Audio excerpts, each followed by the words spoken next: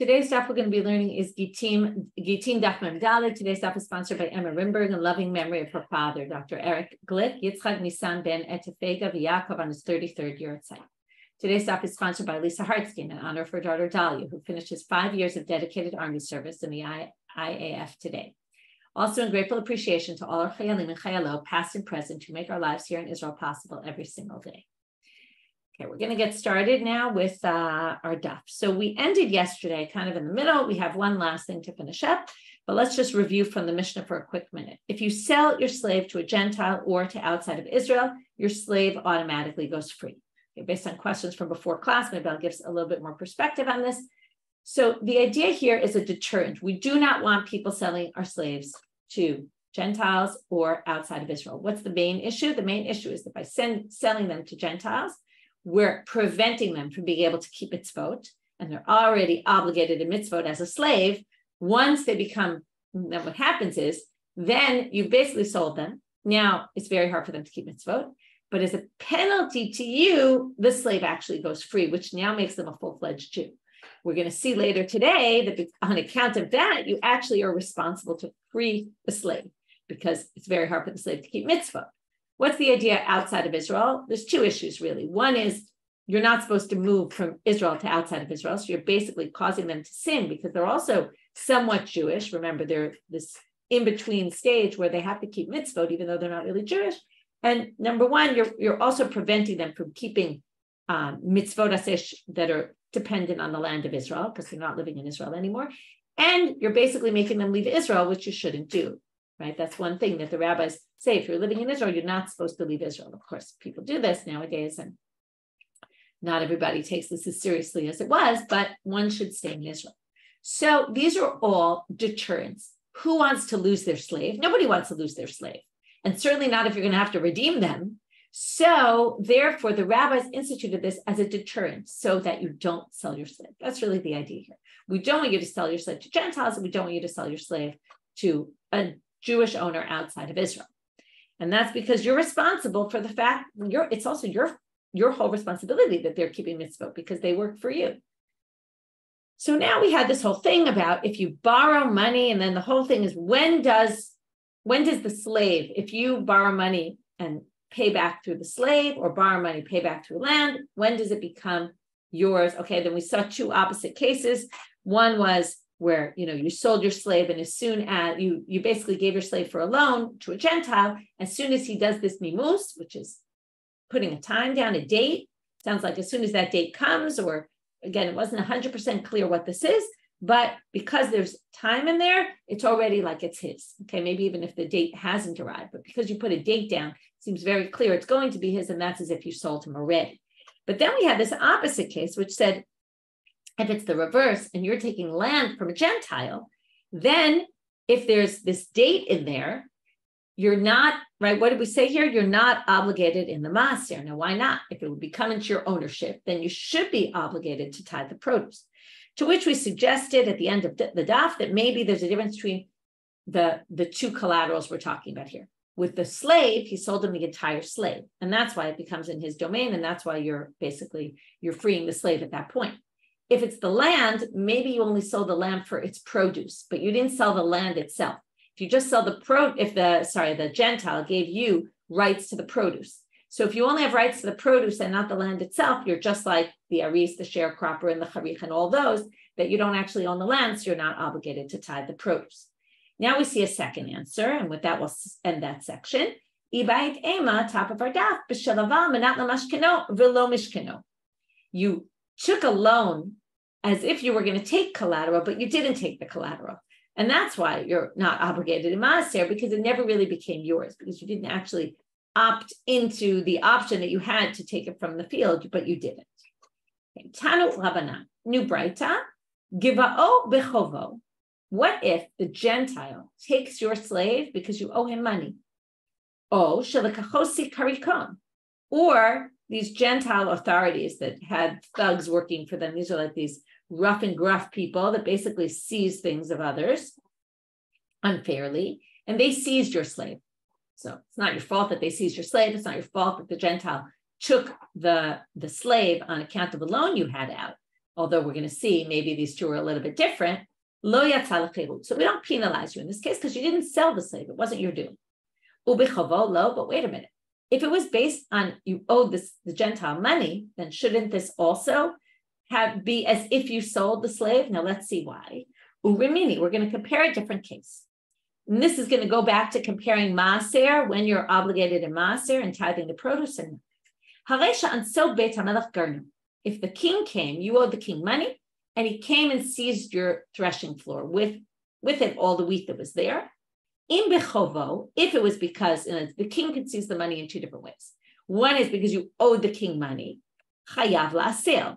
Then you still have to take maaser on that produce that he stole. How do you do that? You don't have the produce anymore. Well, let's say he stole $1,000 worth of produce. So you take from your property, your stuff, your wheat you have in your house, and you say, I'm taking X amount, whatever you were obligated to tithe, take that amount and set it aside for the produce that he stole. And that would basically kind of fix that it's not tevel anymore. And we'll see in a minute why you really have to fix that produce. I mean, it's certainly not going to be eaten by Jews, right? So anyway, there you're obligated. The if he took it, seized it unfairly, you didn't owe him any money, he just came and seized your stuff, patur milaseh, then you definitely don't have to pay the maaser.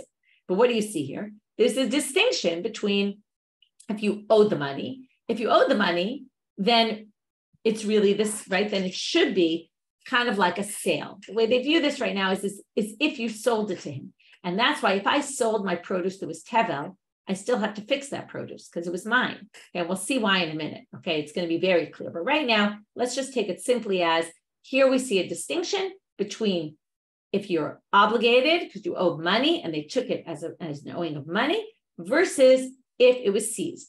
And with the slave, we don't see that distinction at all. Either way, it's not as if you sold it.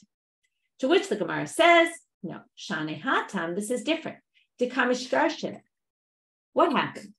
When you benefited from the fact that he took this produce that you hadn't tithed for your loan. Why? I owe $1,000.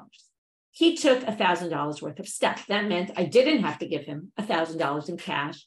I didn't have to give him $1,000 in slaves and whatever it might be.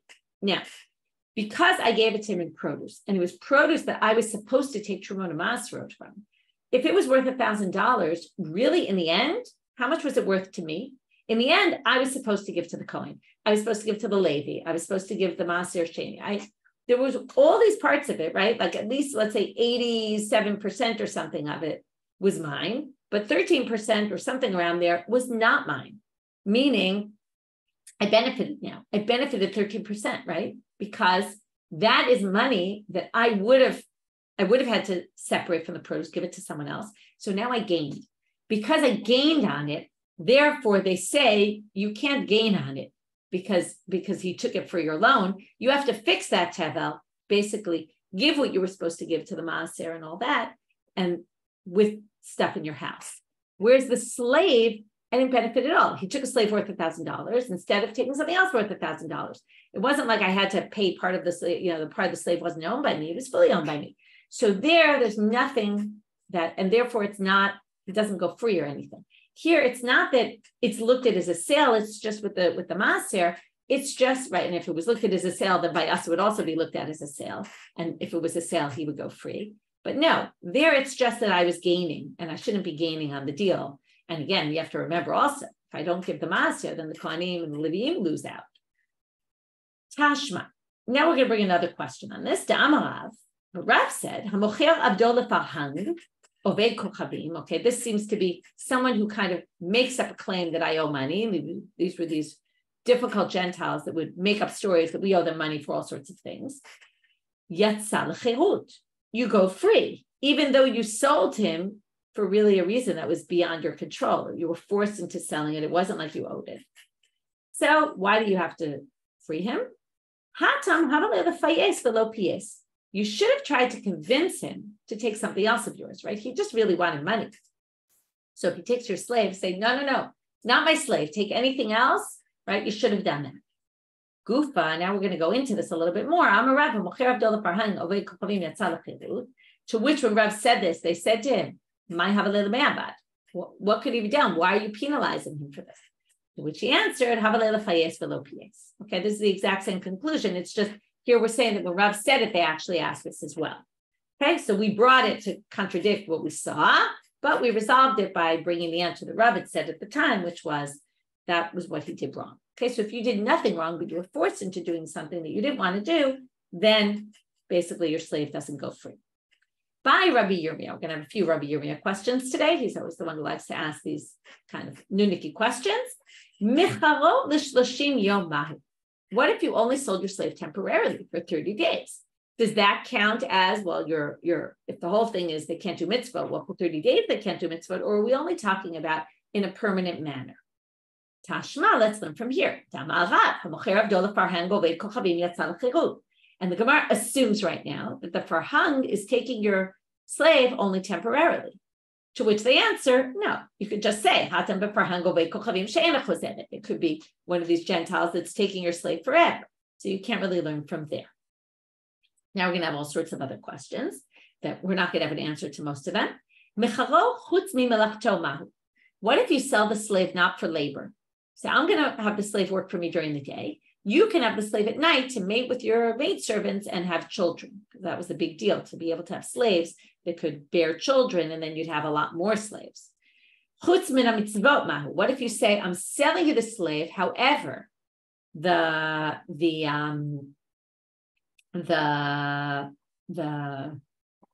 Eved has to keep mitzvot. So I sell it to you under the condition that this slave is going to keep doing mitzvot. Okay?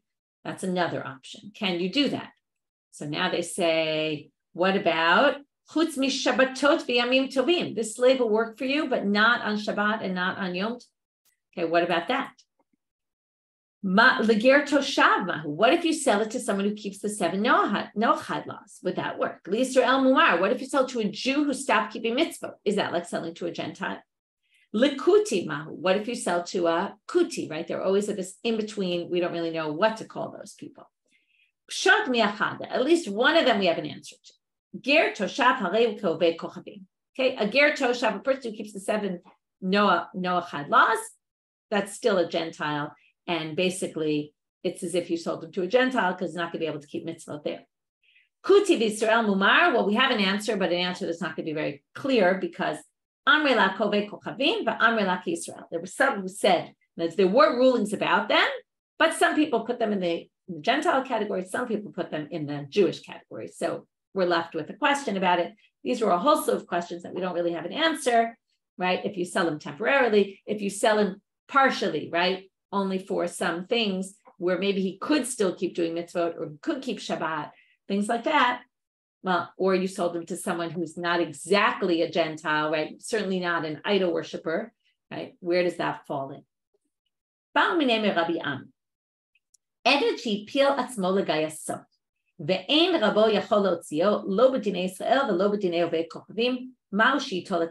an interesting question. They asked Rabbi Ami, if your slave turns himself over to the army and says, I'm going to enlist in the army, in the local Gentile army, and the master goes to the what they call, the army office and says, listen, that's my slave, I need him back. And he tries in the Jewish courts and he tries in the Gentile courts and he can't get the guy out. What if the army or the government is willing to pay the value of the slave to, in other words, to basically compensate him for his loss and give him money for the slave? Is he allowed to do that? Is he allowed to take the money for the value of the slave? So Amalei Rabbi Yirmiyah Rabbi Zreika. Pok ayem b'mechiltach. He says, says Rabbi Yirmiyah says to Rabbi Zreika, it was a good question they asked Rabbi Ami, go look it up. Go look at all the sources you know and see if you can find an answer. Nafik daf b'ashtach. He went out, he found an answer from the following source. Ditan. They're going to compare this now to a very hot topic these days, which is it's forbidden to sell according to Jewish law. It says lo techanem in the Torah, which means Rashi explains here the drasha, which is lo titein lehem chanaya b'karka. You can't give Gentiles to live in our land, and therefore you can't sell land in Israel to Gentiles. Okay, similar thing about not selling them slaves. You can't sell the land in Israel to Gentiles. Right? It's a very hot topic now because I'm not going to get into all the politics of it, but it's become a very political issue. So now they say, if you sell your house to a Gentile, okay, you can't use the money. It's forbidden. Now, here's going to be a comparison. He takes your house by force.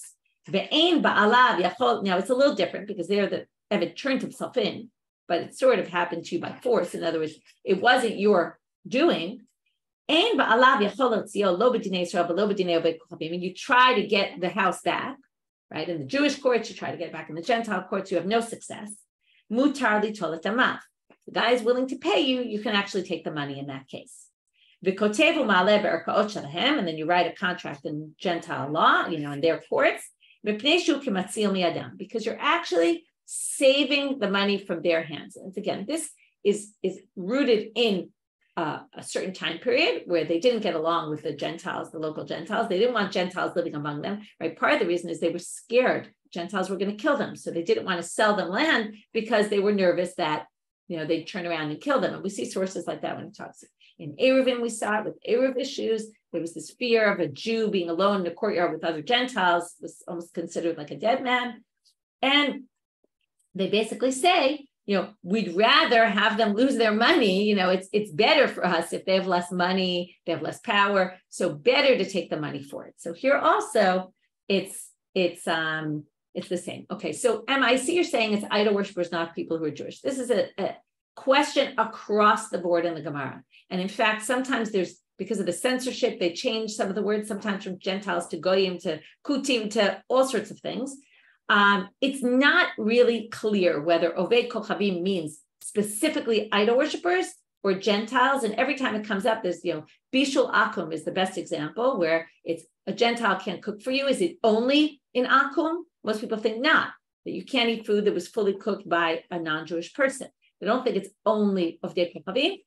However, there is an opinion there that says it's specifically idol worshippers, which basically there's much fewer idol worshippers in the world at this point than there used to be, right? There used to be the majority of the Gentiles were idol worshippers.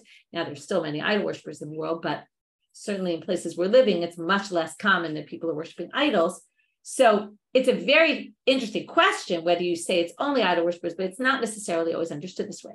But again, what I will say about it is this was written in a particular time when that was the Gentiles that were surrounding them were really trying to kill them, right? We had all different time periods within, the Mishnah and the Gemara, etc., where they were living among, not always, but some of the places they were living, it was very rough for them. So anyway, it's a good question how to view this, and then again, how to view it nowadays, right? That's why I didn't get into, I just mentioned that this is where the issue comes from nowadays about selling land in Israel to Gentiles, but that's a whole, you can't necessarily say, oh, it says it here, that's the case, and you clearly can't sell land to Gentiles in Israel. It's a very complicated situation, what the law is nowadays and whether this is all relevant and how, and that's a whole other topic. Okay. So now, and this issue does come up in the commentaries here and there about how we view the word Oved Kochavim, okay, how we take it. So now, what do we have? So we have this situation. Again, Rabbi Ami was asked, the slave turns himself in to the army, says, I'm drafting. They want to give you the money. Are you allowed to take it? Well, by houses, when selling houses to Gentiles, you're allowed to take it. So we assume it would be the same thing here. But then the Gemara says, maybe there's room to distinguish. This is going to be a big theme of today. We're going to bring some other situation and say, maybe it's the same. Maybe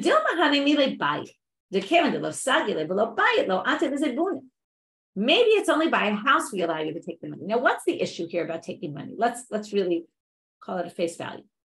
The reason not to take money for the house or for the slave is because if you take money for it, then people will say, oh, well, then maybe I could sell my slave and make money from it. And then it'll encourage you to sell the slave or sell your land. Now, what they say here, and it's a good question, you have to wonder about this, but they say it's not very common that people sell their houses because you need lo sagi lo below bayit.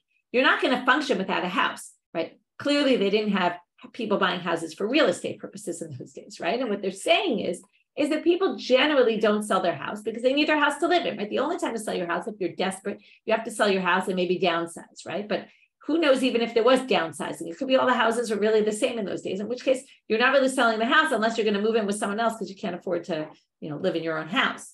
But since you can't really make it without a house, it's not so common you're going to sell it. That's why we let you take the money from the Gentile, because it's unlikely taking the money in the case where they grabbed it from you against your will not lead you to say, oh, well, maybe I'll sell it, or it might not lead other people to say it. But you can survive without an Eved. An Eved is much easier to sell, much easier for you to let go of a slave. So, and then the question becomes, are we worried that if we let you take money for this guy who turned himself in, maybe you'll then go sell your slave tomorrow, or someone else will see and they'll decide to sell their slave. So Shalach lehu Rabbi Ami. So Rabbi Ami now, so they don't have an answer. They thought to learn it from this Breita, then they reject it. So Rabbi Ami sends them, because remember, he was the one who asked the question. Mimi Ami Barnatan Torah Yotzah L'chol Yisrael. Okay, he goes with this intro. From me, Ami Barnatan, the Torah goes out to all of Israel. I'm going to tell you the halacha. Evetchi pilat smola gayasot. So exactly our case. He turns himself over to the army. You can't get him out of the army. Mutar li tolet amav. So he basically rules that it is just like the house, and you're allowed to do this, and there's no reason to distinguish. Now we're going to have two versions of Rabbi Yeshua ben Levi. What we're going to talk about now is what I mentioned in the beginning of class, which is not only when you sell your slave does he go free, but you're required to redeem him. And this is going to lead us to, it's kind of a lead in a little bit to the next sugya, which we'll get to tomorrow, a very, very famous Mishnah about, are you allowed to redeem captives in general? Because if you redeem captives, especially for a lot of money, they'll just take more captives, right? And it'll cause problems. There'll be a Gittin on it, hopefully coming out. It's out in Hebrew. It will be out later today. I haven't seen the English yet, but hopefully the English will come in today. It'll be up by tomorrow. Really fascinating topic to delve into. So we'll learn it tomorrow. So he says the following.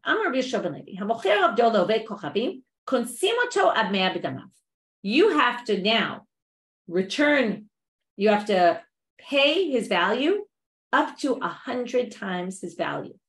You're responsible. You sold him. It's your fault. Now you have to pay up to 100 times his value. So the Gemara says, okay, we hear Rabbi Yeshua ben Levi says, Dafka or lav dafka? Does he really mean times 100? Is 100 times his value? Tashma, they say, let's learn from here. Da'amar Rish Lakish. Hamochir behema gasa le'ovei kochavim. Konsimoto ad asara b'dameh. If you sell large animals to Gentiles, what's the problem with selling large animals to Gentiles? So let me finish the sentence and then we'll get into what the problem is. If you do that, konsimoto, we penalize you ad asara b'dameh, 10 times. And then the assumption is when he said 100, he was just exaggerating. It's really like the animal and it's 10 times. Now, why to compare an Eved to an animal? Good question. First of all, there are these statements that connect them. But as I told you before, right, we have women are also compared often to slaves. They have similar things. And then there's similar things with animals. It doesn't mean they're the same at all. Totally different things. Just sometimes the same type of laws apply to them for various reasons. This is a totally different thing. Why can't you sell your large animal to a Gentile? The concern is that if we allow you to sell it, you might lend or rent your animal. And that's a problem because all your animals are commanded to keep Shabbat. So it's actually a little similar to the Eved. And then, but it's really because it's your property, shouldn't be doing work on Shabbat. So if you rent an animal to a Gentile or you loan it, that animal can't work on Shabbat. And then if you do that, right, the animal's going to work on Shabbat, likely, right? Or some people say it's a little bit of a different issue that if you do it right before Shabbat, they might want you to help them. And anyway, there's whole issue there. But the point is, it's forbidden to do this kind of thing. Because it's forbidden, if you do it, so then again, this is all Xera. So you can't sell it. Once you sell it, it's not yours. The animal can work. But we don't want you to sell it because you might come to rent it or lend it. And then your animal will work on Shabbat, and therefore you can't do it. And if you do it, they said they really didn't want you to do this, so they said you have to redeem it up to 10 times its value. So now again, is this a fair comparison or not? So they say, Dilmashani, Eved Yoma b'Yoma Maftele mitzvot. Every single day the Eved can't do mitzvah, right? The animal, maybe it's a problem on Shabbat only. And by the way, it's not even a problem if you sell it, it's only a problem if you rent it. But the Eved, it's a problem daily, and that's why maybe you really do have to pay up to 100. And this goes back to what I know, Becky, you asked before class about that we have to he now has to keep mitzvot, right? He had to keep mitzvot before, and not only that, now he's fully Jewish, so he really has to keep mitzvot, and we are required to bring him back. We caused this problem, you sold him, you have to bring him back. Some people say, now we're going to have opposite version of each one. Rabbi Yeshua ben Levi says, if you sell your slave, only 10 times, he said. To which the Gemara says, dafka or lav dafka. Do you mean only up to 10 times, or can you even do it for more? Tashma, let's learn it from here. Now he's going to say differently than he said before in this version. So here you see the animal is 100 times. So it must be the slave also could be up to 100 times. To which again, they're going to distinguish. Shani Eved Delo Hadran. What's the issue with the Eved? The Eved is not going to come back to be yours. So while we want to penalize you because we care about the Eved, that he be able to do mitzvot, but in the end, we don't make you pay so much because it's not like the Eved is going to go back to being yours because you freed him. Remember, that was the whole idea. He'll never come back to be your slave. So we can't make you pay that much. But the animal, since it will go back to being yours, we do, and you did something wrong, we're going to penalize you up to 100 times. If you want to say the behemah is different because he's going to go back to being yours and you want to distinguish it, so you make it more than the slave. So the slave is 10 times, make the animal 11 times. How'd you get to 100 times? That's a huge difference. Ela eved, so they give a different answer. They say that can't be the answer. It's very unlikely you're going to sell your slaves. Selling animals was much more a common thing. But generally, people did not sell their slaves, probably in general, and they certainly didn't sell them to Gentiles. It was forbidden to do that. And everybody kind of knew that, and it was much less likely you were going to end up selling your slave than your animal.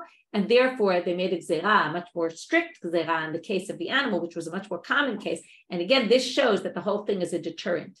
So they needed to make a big deterrent so people didn't sell their animals. With the slave, there was already enough of a deterrent that they didn't need to make it as extreme.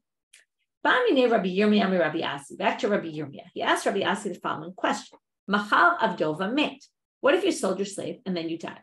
Now, we already said, right, your slave goes free no matter what. But is your son required to redeem the slave? And there's two knasot, really. One is that the slave goes free and will never be yours again, right? Let's say he runs away from the gentile, so he's not yours. Number two, you have to pay all this money to redeem him. So does your son have to redeem him? Your son didn't do anything wrong. So does the son have to pay? Now they're going to say, let's try to compare it to some other cases. There's a case, there's laws of firstborn animals. Firstborn animals go to the Kohen. And the Kohen, okay, everyone had to give their firstborn animals to the Kohen. The Kohen had to bring it to the temple and sacrifice it, unless it had a blemish. If it had a blemish, he could just slaughter it at home and eat it, or take it to the local slaughterer and eat it. So it's much easier if it had a moon. Well, because of that, they learn from the Torah, like a drasha, they say, you can't inflict a wound. If you inflict a wound on the animal, then that's forbidden, basically. We don't want you to inflict blemishes, because then every Kohen will just inflict a blemish on his animal and say, oh, look, it's blemished. So it's forbidden by Torah law to do. So now, and there's a knas on it. So im timtze lomar, saram ozen b'chor v'met, kansu b'no acharav. Well, let's take another example where there's a knas, there's a penalty, and who they penalize? They penalize the son, even though the son didn't do it. So the father puts a blemish on the animal, they penalize the son. So now they say, but wait, that's different. That's Mishu Isur Doraiti. That's a forbidden by Torah law. This, Hacha Isur Rabbanit. This is just a rabbinic. So just because they penalized the son for what the father did, that would only be on a Torah level, not necessarily on a rabbinic level. So that didn't answer the question. The intim tzalomer, and if you're going to say, now intim tzalomer here is clearly going to be, if you're going to say, I'm going to reject this as well. Here's another interesting one.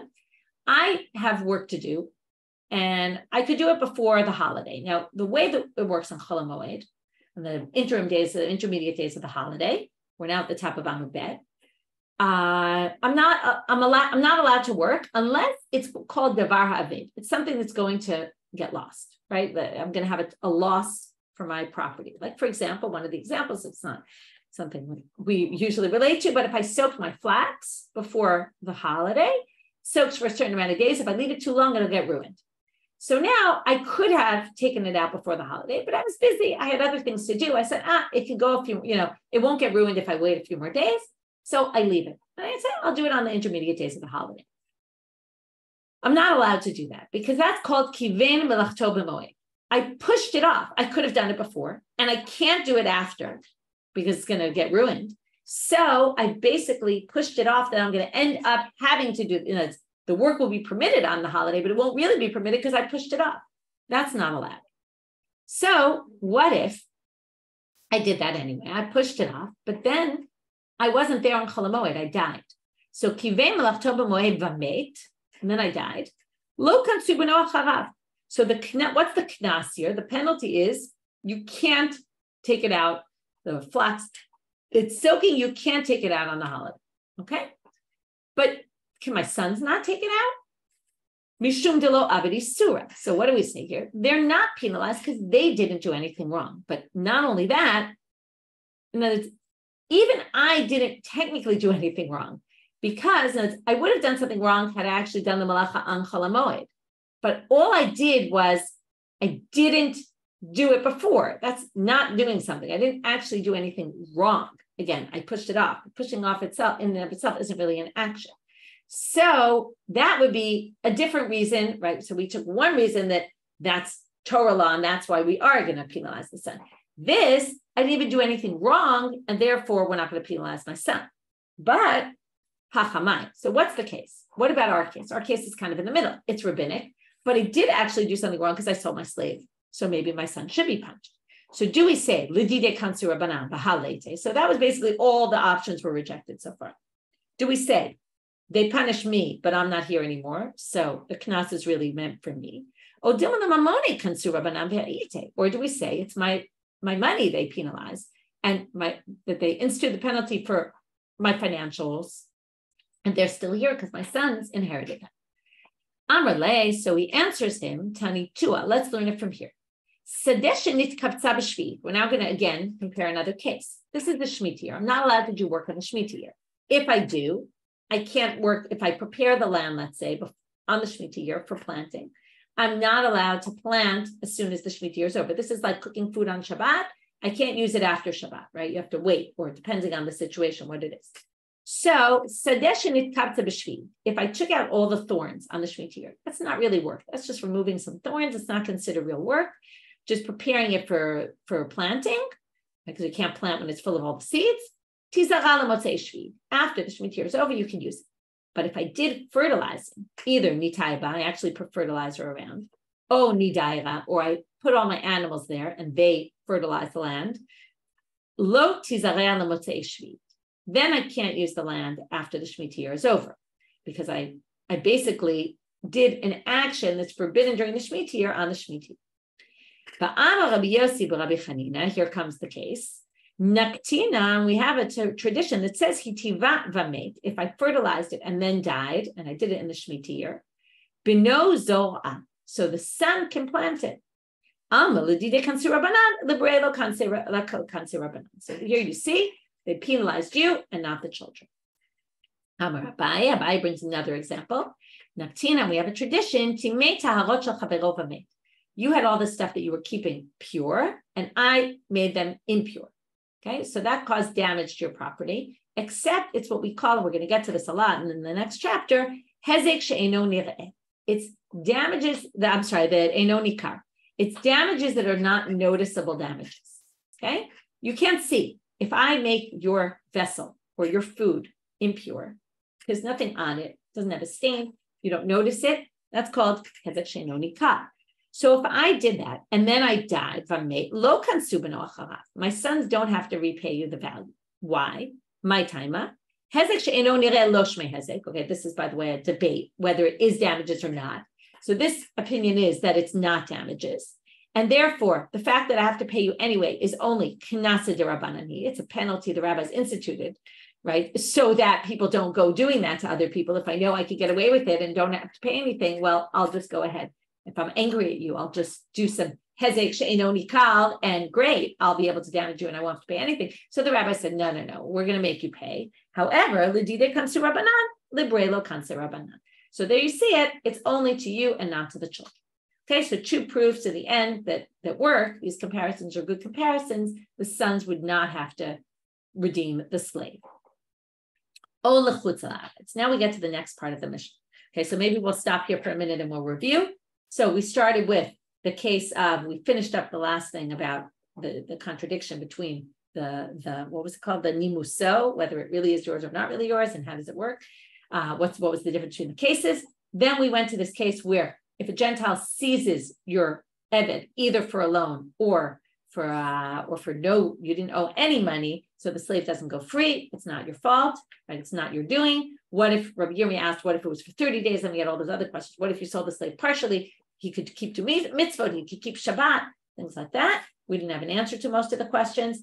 What if your slave turns himself into the army and then they offer you money, or you're allowed to take money? Is it the same as houses, right? Is selling your house to a Gentile?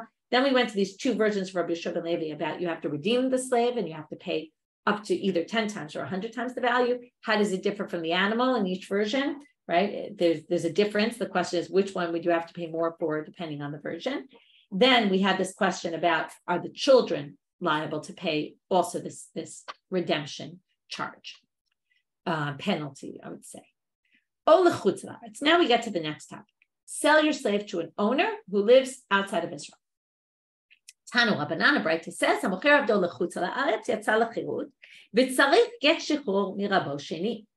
so according to this, very simple, right? Sounds like our Mishnah. You sell to someone who lives out of Israel. He goes free because, again, why does he go free? Because now he can't do the mitzvot that are connected to the land of Israel, or perhaps just leaving Israel is a problem. If he was owned by two people, the second one will have to free him also. Rabban Shimon ben Gamliel Omer, Pa'amim yatsa, Pa'amim lo yatsa, it depends on the scenario. Now we're going to talk about someone who apparently, I sell my slave to someone who apparently owns land here and owns land outside of Israel. Now, who's to say I thought he was going to be moving to abroad, right? Maybe he wanted his slave for here. So Rabban Shimon ben Gamliel says it depends on the situation. Kitzad. If I say I sold him to Antochi, use some name, you'll see why they use this name, lo yatsa. He doesn't go free because Antochi presumably had a house here and had a house there, and it wasn't so clear where I intended to be selling him to. But la Antochi Shabantiochia, this is why they called him Antochi, if I say I'm selling it to Antochi who lives in Antochia, which is outside of Israel, right, then yatsa, then clearly he goes free. Vahatanya, right? Because then it was obvious I was selling him to someone who was living abroad. Now they say, wait, but what Rashbag says contradicts the following bright. Vahatanya, mechartiu la'antochi yatsa.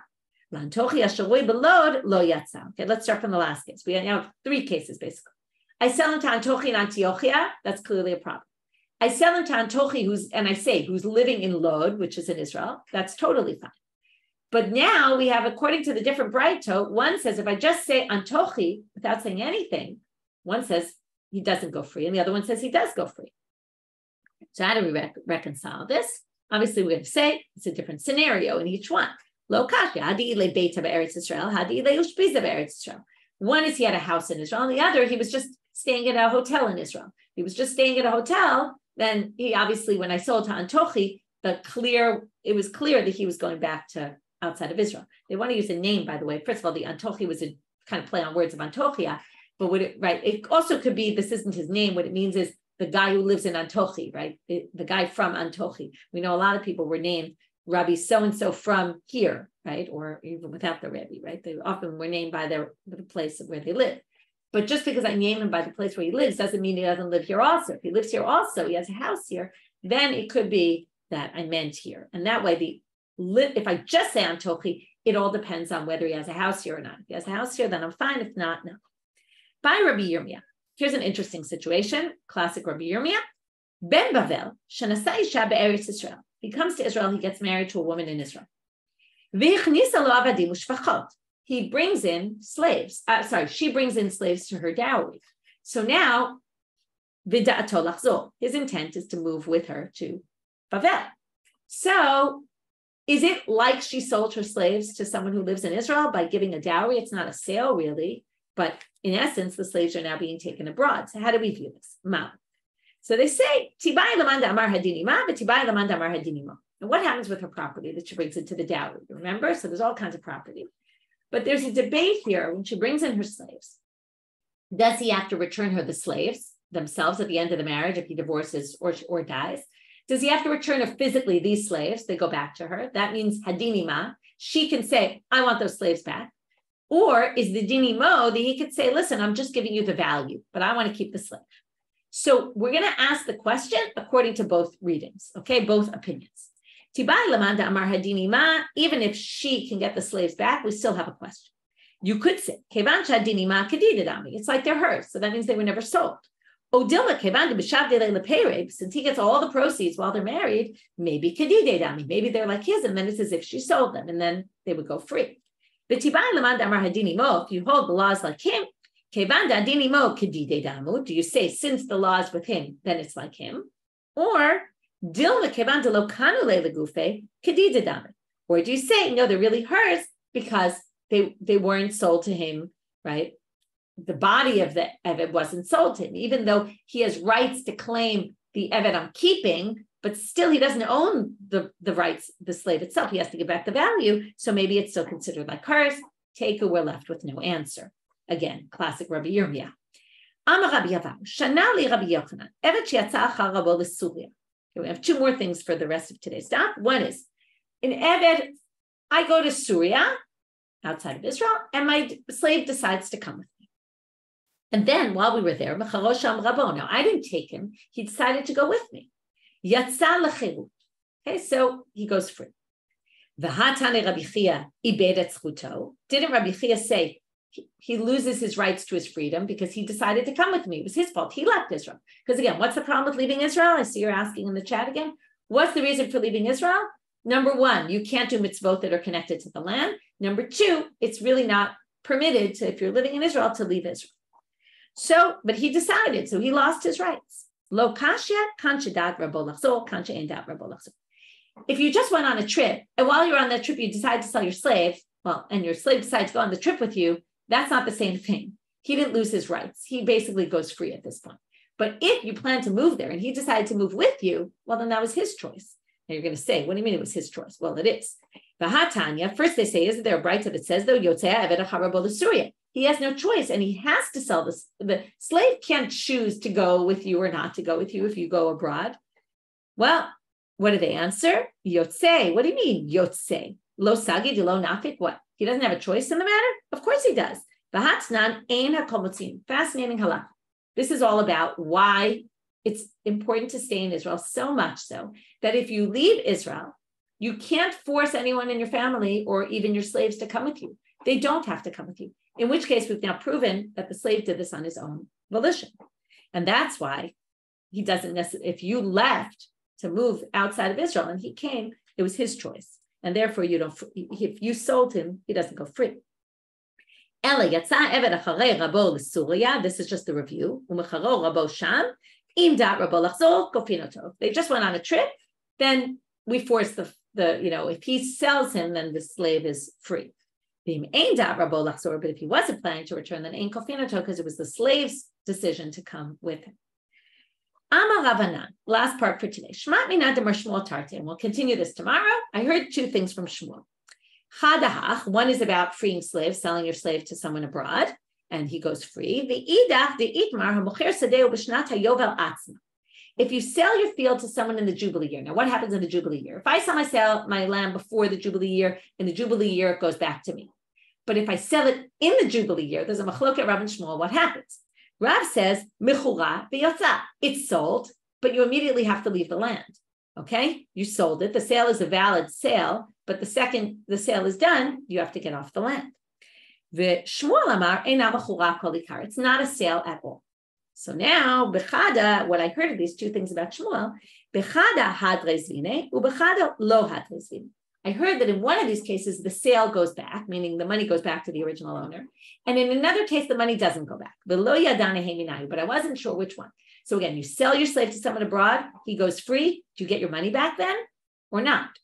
Okay, so in that case, I guess the slave would have to give you the money back. But we're going to see anyway, that's not the case. Or you sell your land in a Jubilee year, when he says it's not a sale at all, does that mean it's not a sale that the money goes through but the land goes back? Or does it mean the money goes back to you because it was nothing, right? Sounds kind of like the money was nothing, right? Amar of Yosef Nechse Anam. He says, let's see it from here. Miditani b'braita mocher avdo lechutz laaretz etzal lechirut v'tzarich get shichur mirabo sheni shma mina kanya rabo sheni v'lo hadrizvin. From the fact that it says if you sell your evet chutz laaretz, he goes free, but he needs to get shichur from the other master. Sounds like the other master still owns him. V'lo hadrizvine. In other words, the fact that we make the other master do it sounds like the sale went through, and we don't say the sale didn't go through at all, and it's a good sale. When he said Ena Mechura, what he meant was the money goes back. Okay, so we basically said what we kind of thought, which is here the sale is valid. In the other case, the sale is not valid. Then we're going to have to figure out why wasn't it quite obvious from the beginning? Why did he even think when he said it's not sold at all? It sounds like it's not sold at all. No money trade change hands. So why did we even suspect that? That we'll get to tomorrow. Okay, so for the end of this stuff, we really dealt with this topic of selling to chutz laaretz. We asked, number one, what if we said that it really depends on how you sold it. What if the person had two houses? And then it depends what you said. We asked about the dowry question. Is that like selling to abroad if you get married and move abroad with your husband? And then we had the issue about if your slave followed you abroad, in which case is it if you sold him while you were there, it would be a problem, in which case not. And then we had these two things of Shmuel, and one of them the sale went through and one didn't. It clearly here, the sale did go through in the case of the slave. It didn't go through in the case of the Jubilee year. According to Shmuel, Rav actually thinks it does. And then anyway, we'll see why he was confused in tomorrow's daf. Wishing everybody a great day.